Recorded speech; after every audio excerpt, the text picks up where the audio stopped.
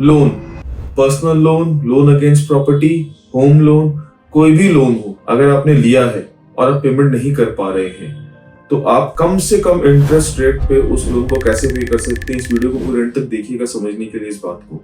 तो वीडियो को शुरू करते हैं। चैनल को लाइक कीजिए, सब्सक्राइब कीजिए और वीडियो को पूरे एंड तक देखिए।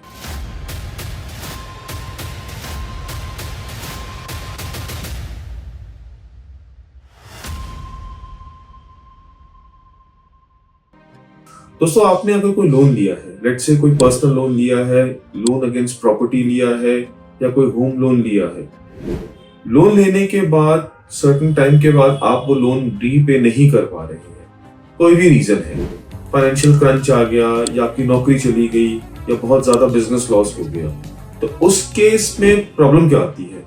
प्रॉब्लम ये आती है कि 60 to 90 डेज के बाद बैंक आपको डिफॉल्टर मान देगा।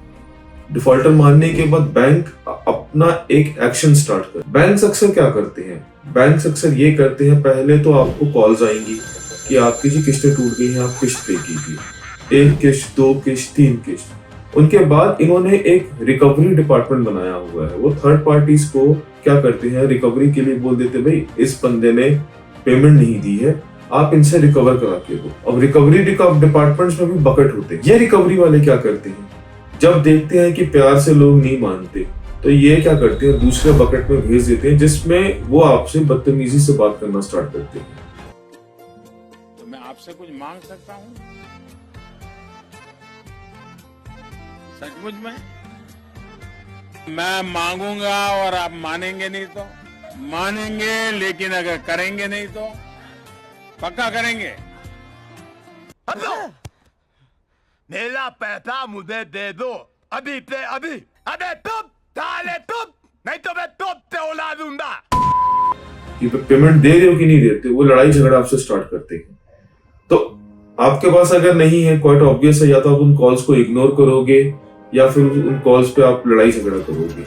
मैं आपको सलाह दूंगा, कोई लड़ाई झगड़ा मत करना। ये रिकवरी वाले आपको बोल सकते हैं, इसके अलावा कुछ नहीं कर सकते। अब होता क्या है, अब ये रिकवरी बकेट्स जो होती हैं, ये रिकवरी वाले जब देखते हैं कि भाई हमने बहुत कॉल्स कर ली, हमसे रिकवर नहीं हो पा रहा, तो ये बैंक को रिपोर्ट कर देते हैं, भाई ये बंदा हमारे से रिकवर नहीं हो पा रहा है, इससे पैसे हम नहीं रिकवर कर पा रहे।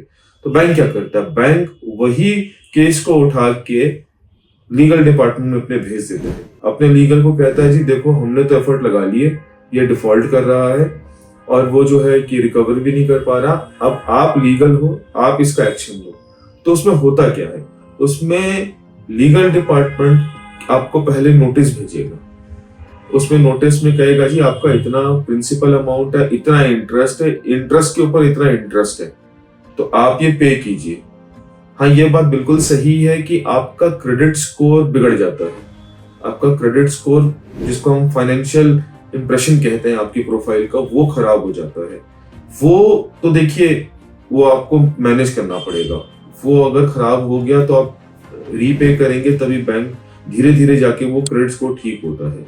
तो अगर क्रेडिट स्कोर बहुत बड़ा इंपॉर्टेंट पार्ट है आपके लिए और फ्यूचर में भी आपने लोन लेना है, तो कोशिश कीजिए कि लोन आपका डिफॉल्ट में जाए ना। लेकिन अगर चला गया है और उसके बाद रिकवरी में गया, आपने पेमेंट नहीं किया, लीगल से आपको नोटिस आ गया, अब होता क्या है, लीगल से नोटिस आने के बाद वो आपको कहते हैं इतना अमाउंट दीजिए, इतना अमाउंट दीजिए। प्रॉब्लम क्या आती है? प्रॉब्लम ये आती है, सपोज कीजिए आपने 10,000 का लोन लिया, अब इंटरेस्ट था 7% या 8%। तो आइडियली आप कहेंगे, जी मैंने 10,000 का लोन लिया है, 10,700 बनते हैं या 11,000 मोटा मोटी बनते हैं, तो इंटरेस्ट प्लस प्रिंसिपल अमाउंट तो 11,000 होना चाहिए। आप मुझसे 15,000 क्यों मांग रहे?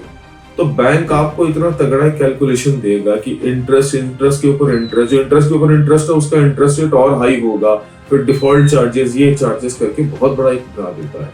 बैंक को भी पता होता है कि देखो अगर ये डिफॉल्ट कर रहा है तो 10,000 प्रिंसिपल अमाउंट नहीं दे पा रहा, 15,000 क्या देगा, तो बैंक को भी नेगोशिएट करना पड़ेगा एक टाइम पे आके। ये समझने वाली बात है। बैंक इतना ज्यादा ओवर चार्जेस क्यों लगाता है? उसको पता है कि सर्टेन पॉइंट पे नेगोशिएशन होगा। अब वो या तो रिकवरी वालों के थ्रू होगा नेगोशिएशन पे, कई बार रिकवरी वाले जैसे घर आ जाते हैं, वो नेगोशिएट करते हैं, भाई आप कितना दे सकते हो बोलो, आप बताओ सर कितना दे सकते हो, प्रिंसिपल अमाउंट आपका 10,000 है, चलो हम 12 में डन करते हैं। वो प्रॉपर आपके साथ नेगोशिएट करते हैं। या फिर लीगल चला गया, लीगल में लोग घबरा जाते हैं, यार कोर्ट चले गए, अरेस्ट वारंट निकल आएंगे, हम अरेस्ट हो जाएंगे, हम पे ये हो जाएगा, ऐसा कुछ नहीं होता है। अगर आपको कोई नोटिस आया है, नोटिस आने के बाद उन्होंने केस भी फाइल कर दिया आपके खिलाफ रिकवरी का, अगर वन चेक बाउंसिंग है तो 138 का केस फाइल होता है, नहीं तो रिकवरी का केस फाइल हो गया। जब आप कोर्ट जाते हैं तो जज साहब भी आपसे पूछते हैं, अभी पेमेंट क्यों नहीं दे रहे हो आप कब तक पेमेंट दोगे, कितनी पेमेंट दोगे। तो कई बार जज साहब खुद ही कहते हैं कि आपस में बात कर लो, नेगोशिएट करो, रीजनेबल टर्म्स में आ जाओ। तो उस टाइम आप नेगोशिएट करके principal amount plus interest, reasonable amount of interest, और जो एक्स्ट्रा इंटरेस्ट पे इंटरेस्ट जुड़ा हुआ है वो आप नेगोशिएट करके कम करा सकते हैं। वो आप कम करा के, लेट से 10,000 पे है और नोटिस आपको आया 15,000 का, तो वो आप 10 को 10, 10.5, 11, कई बार तो प्रिंसिपल अमाउंट को भी बैंक कहता है चलो दो, खत्म करो, हम इस केस को खत्म करना चाहते हैं, अगर बहुत बड़ा अमाउंट नहीं है। तो अगर आपका लोन डिफॉल्ट हुआ, पहले तो देखिए लोन डिफॉल्ट कीजिए मत, आपका क्रेडिट स्कोर भी खराब होगा और अब बैंक आपको एनपीए डिक्लेयर कर देगा। एनपीए का मतलब होता है नॉन परफॉर्मिंग एसेट, कि ये इंसान परफॉर्म नहीं कर पा रहा है, आपके प्रोफाइल पे हिट करेगा, फ्यूचर में हम लोन लेने जाएंगे, प्रॉब्लम आएगी। कुछ भी फाइनेंशियल पॉइंट ऑफ व्यू से चेक किया जाएगा तो क्रेडिट स्कोर ही चेक किया जाता है, सबको पता है आजकल। तो वो क्रेडिट स्कोर इफेक्ट दिखेगा, आप डिफॉल्टर की तरह एक टैग लगा रहेगा आपका, आप for very long period till the time वो ठीक हो जाए। तो आपको इस चीज का ध्यान रखना है कि अगर ऐसी कोई सिचुएशन है जिसमें आप पेमेंट तो देना चाहते हैं, लेकिन जो डिमांड है बैंक की प्रिंसिपल अमाउंट के साथ इंटरेस्ट इतना ज्यादा कि आप नहीं दे पा रहे। कई बार लोग फंस जाते हैं कि जैसे बैंक ने 15,000 रुपये मांगा, जो मैं आपको एग्जांपल दे रहा हूँ, तो वो कहते हैं जी मैं अभी 11,000 दे देता हूँ, तो वो बेचारे 11,000 तो दे देते हैं, उसके बाद 4,000 बच गया। बैंक क्या करता है, उस 4,000 को इंटरेस्ट में जोड़ेगा, उसका भी इंटरेस्ट जोड़ेगा, फिर से 6,000 रुपये का आपको नोटिस भेज देगा, फिर आप वो नहीं दे पाओगे, फिर आप, कई लोग होते हैं उसके भी 1,000-2,000 दे दिए, फिर 4,000 बच गया, उसका 8,000 बना देगा, तो आपको एक मकड़ी के जाल में फंसा देगा बैंक। तो आपने ये काम नहीं करना। अगर आप डिफॉल्ट कर चुके हो और जब आपके पास पेमेंट अरेंज हो जाए तो आपने पहले बैंक के साथ प्रॉपर सेटलमेंट करनी है कि भाई मेरा ये 10,000 का लोन पेंडिंग है, मैं 11,000 रुपये में सेटल करना है कि नहीं करना है। सेटल करो वंस इन कंप्लीटली, और ये 11,000 पकड़ो और लिख के दो कि इसका फ्यूचर में क्लेम नहीं करोगे। अगर आपने सेटल नहीं किया और खिचड़ी में खिचड़ी बनाते गए कि चलो 10,000 दे देते हैं, 5,000 दे देते हैं, 8,000 दे देते हैं, तो बैंक तो कहेगा ये तो बहुत ही अच्छी चीज है, 8,000 दे दिए, डाल दे, दोबारा से मैथमेटिकल कैलकुलेशन की, 8 का 15 बना दिया, 15 का 20 बना दिया, और आप सिर पकड़ के बैठोगे यार ये तो कुआं बन गया है, भर ही नहीं रहा, दे दे के मैं थक गया हूं, खत्म ही नहीं हो रहा। तो इस तरीके से कभी सेटल मत कीजिएगा। डिफॉल्ट कर चुके हो तो प्रॉपर सेटल कीजिएगा। मैं फिर कह रहा हूं, डिफॉल्ट कोशिश कीजिए मत हो, जितनी चादर है उतना ही फैलिए। अगर होता भी है तो उसको प्रॉपरली सेटल करने का एक तरीका होता है। कई बार बैंक आपको ये भी ऑप्शन देता है कि आप लोन रीस्ट्रक्चर करा लीजिए। रीस्ट्रक्चर का ये मतलब होता है कि आप अगर पे नहीं कर पा रहे, जितना अमाउंट बाकी है उसको आप दोबारा से लोन में कन्वर्ट कर दीजिए।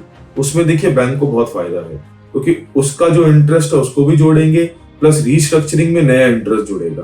तो 10,000 का तो 12,500 पे आपका एक्यूमुलेटेड अमाउंट मानेंगे, 12,500 को फिर आपको लोन बना के उसको बना देंगे 20, तो 10 का 20 बन जाएगा रीस्ट्रक्चरिंग में। लोग कई रीस्ट्रक्चरिंग में जाते हैं मजबूर होके। तो अगर ये चॉइस आपकी है, अगर आपको लगता है कि आपके पास चॉइस नहीं है पेमेंट देने की और आप दोबारा रीस्ट्रक्चरिंग में जाके पेमेंट को और धीरे धीरे करके देना चाहते हैं, तब कर सकते हैं। ऑफ कोर्स इंटरेस्ट तो आपको देना पड़ेगा और अच्छा खासा इंटरेस्ट देना पड़ेगा। प्रिंसिपल अमाउंट से ऑलमोस्ट डबल हो जाता है कई बार, 100% प्रिंसिपल अमाउंट प्लस उससे ऊपर निकल जाएगा आपका, अगर आप रीस्ट्रक्चरिंग के स्लैब में जाते हैं। तो अगर पैसे इकट्ठे हो जाते हैं और सेटल करना है, सेटल कीजिएगा, पार्ट पेमेंट्स दे के प्रॉब्लम मत क्रिएट कीजिएगा अपने लिए, नहीं तो फिर से वही चक्कर, बैंक के कॉल्स आना स्टार्ट हो जाएंगे, नए नए नोटिस आना स्टार्ट होंगे, एक ही लोन के 10-10 नोटिस आते हैं। फिर लोग कहते हैं सर मैंने 10,000 रुपये मेरा लोन था, 12,000 मैं दे चुका हूँ, फिर भी आज तक मेरे को नोटिस आ रहे हैं, मेरा सिविल रिकॉर्ड भी खराब हो गया, मेरे को एनपीए भी डिक्लेयर किया गया है और उसके बाद मेरे से इंटरेस्ट भी और मांग रहे हैं। तो इस चक्कर में मत पड़िएगा। फर्दर कोई डिटेल चाहिए, अगर आप ऐसे कुछ फंसे हैं उसको नेगोशिएट करके सेटल करना है, कोई गाइडेंस चाहिए तो बेशक हमें कॉल कीजिए, हमारे चैनल को सब्सक्राइब कीजिए, लाइक कीजिए और जब भी चाहे हमें आप रीच कर सकते हैं। धन्यवाद।